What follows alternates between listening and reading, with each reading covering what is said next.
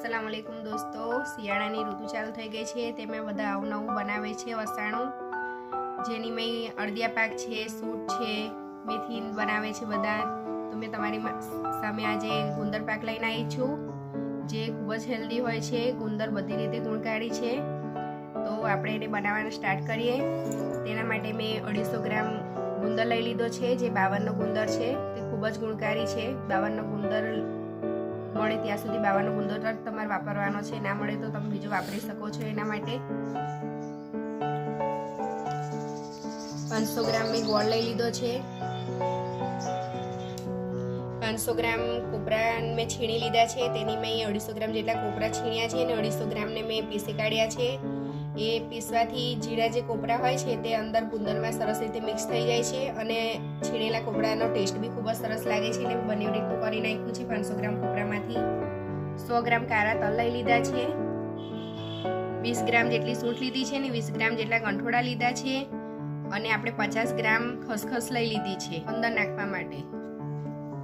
અડદનો લોટ લીધો છે 50 ગ્રામ જેટલો, 100 ગ્રામ કાજુ, 100 ગ્રામ બદામ ને 100 ગ્રામ પિસ્તા લીધા છે। તેને આપણે ઝીણા પીસી કાઢવાના છે। ગુંદર બનાવવા માટે મેં 200 ગ્રામ જેટલું હમણાં ઘી લઉં છું, જેની અંદર આપણે ગુંદર તળવાનો છે। આ 200 ગ્રામ જેટલું ઘી મેં કઢાઈની અંદર નાખી દીધું છે, એને આપણે ગરમ થવા દઈશું। આપણું ઘી ગરમ થઈ ગયું છે, એની અંદર આપણે થોડો થોડો કરીને ગુંદર એડ કરવાનો છે અને એને હલાવતા જઈને ફૂલાઈ લેવાનો છે। 52નો ગુંદર છે એટલે તૈયારીમાં ફૂલી જશે।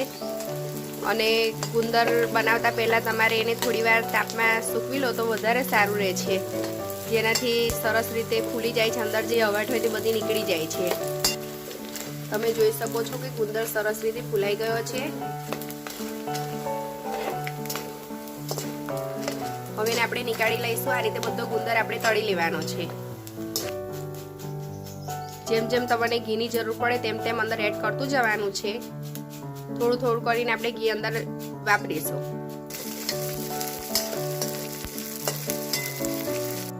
ગુંદર બધો સરસ રીતે ફૂલાઈ ગયો છે। તમે જોઈ શકો છો કે બધો ગુંદર આપણો તૈયાર થઈ ગયો છે। એને થોડો થોડો આ રીતે આપણે એને શોધી લેવાનો છે। આપણે અડધા ગુંદરને છૂંદી કાઢ્યો છે, અડધાને આખા જેવો રહેવા દીધો છે, જેથી કરીને આપણે જે એના ચકતા પાડીએ તે સરસ રીતે પડી જાય। અને આ ગુંદર ફૂલાવાની અંદર 400 ગ્રામ જેટલું ઘી ગયું છે।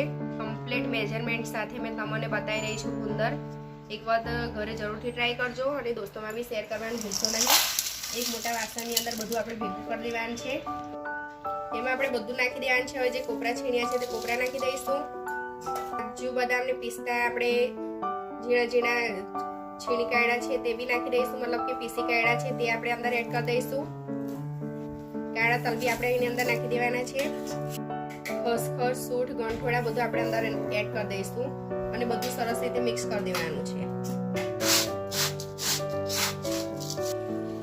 હવે આપણે એ જ કઢાઈની અંદર 100 ગ્રામ જેટલું પાછું ઘી નાખવાનું છે। એની અંદર આપણે અડદનો લોટ શેકવાનો છે। તપી ગયું છે, એની અંદર આપણે અડદનો લોટ નાખીશું। તેને ધીમા તાપે આપણે શેકાવા દેવાનો છે। ગેસ પર તમે શેકશો તો એ બળી જશે, એટલે ધીરે ધીરે તાપે એને સરસ શેકાવા દેવાનો છે। લોટ શેકાવાની સ્મેલ આવે ત્યાં સુધી આપણે શેકાવા દેવાનો છે। તે 1 થી 2 મિનિટનો સમય લાગશે એને શેકાવાનો। શેકાઈ જાય એટલે પછી આપણે એને જે આપણે બધું ભેગું કર્યું છે કોપરું ગુંદર એ વાસણની અંદર આપણે એને નાખી દેવાનું છે।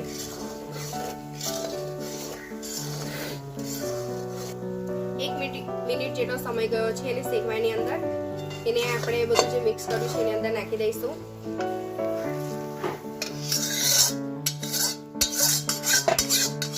એને સરસ રીતે મિક્સ કરી દેવાનું છે આપણે।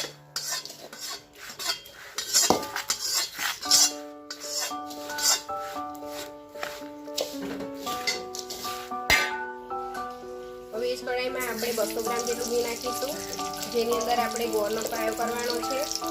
આપણે ગોળ ફૂલાઈએ છીએ ને તેને ગોળનો પાયો કહેવામાં આવે છે। ઘી તપી ગયું છે, એની અંદર આપણે ગોળ નાખી દેવાનો છે। ગોળને ઝીણો કતરી કાઢવાનો છે। તો અંદર ઓગળે નહીં ઘીની અંદર અને પછી કડક થઈ જશે. આપણે કડક નથી થવા દેવાનું ગોળને. પરફેક્ટ મેપ સાથે મેં તમને બતાવી રહી છું. એકવાર ઘરે જરૂરથી ટ્રાય કરજો ગુંદર પાક બનાવવાનું. ગુંદરને ધીરે ધીરે આ રીતે હલાવતા રહેવાનું છે.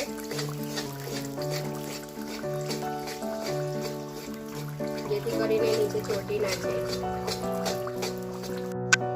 250 ગ્રામ તમે ગુંદર લીધો હોય ને તો એની અંદર 500 ગ્રામ કોપરા અને 500 ગ્રામ ગોળ જાય છે. તેનું તમારે ખાસ ધ્યાન આપવાનું છે. એ કમ્પ્લીટ પરફેક્ટ માપ છે ગુંદર બનાવવાનું.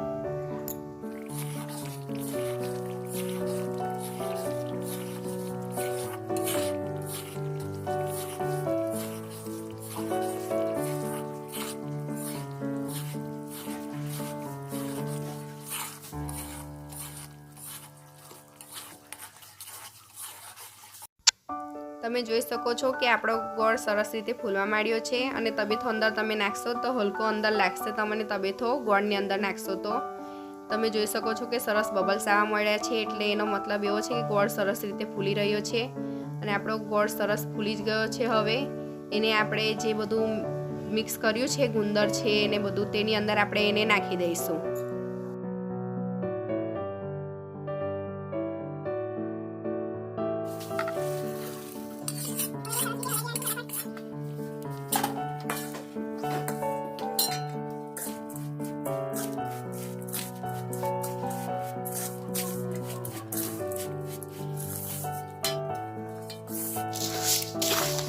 સરસ રીતે મિક્સ થઈ ગયો છે બધું આપણા ગુંદર પાકનું.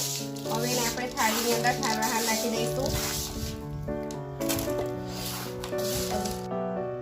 થાળીની અંદર નાખીને આ રીતે ગુંદરને આપણે દબાઈ દેવાનો છે.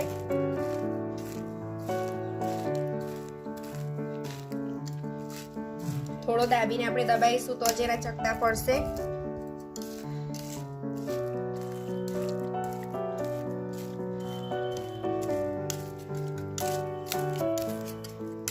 ઠંડો ને થોડો ગરમ રહે એટલે આપણે એના ચકતા પાડી દેવાના છે. બહુ એકદમ ઠંડો નહીં થઈ જવા દેવાનો એને, નહીં તો પછી એના ચકતા નહીં પડે.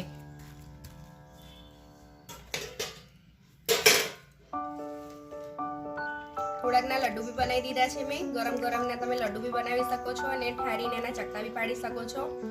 હવે આપણે કટ કરી નાખીશું જે આપણે ઠાર્યું છે તેને. એના ચકતા પાડી દઈશું. પછી બિલકુલ ઠંડુ થઈ જશે તો ચકતા નહીં પડે એને. ગુંદર પાક આપણો તૈયાર થઈ ગયો છે. ખૂબ જ સરસ લાગી રહ્યો છે માશાઅલ્લાહ. એક વખત ઘરે જરૂરથી ટ્રાય કરજો. પરફેક્ટ મેજરમેન્ટ સાથે મેં તમને બતાવ્યો છે ગુંદર પાક એટલે. અને સબસ્ક્રાઇબ કરીને બેલ આઇકન દબાવજો ને શેર કરવાનું જરૂરથી યાદ રાખજો. નવી રેસીપી સાથે ફરી મળીશું. અલ્લાહ હાફિઝ.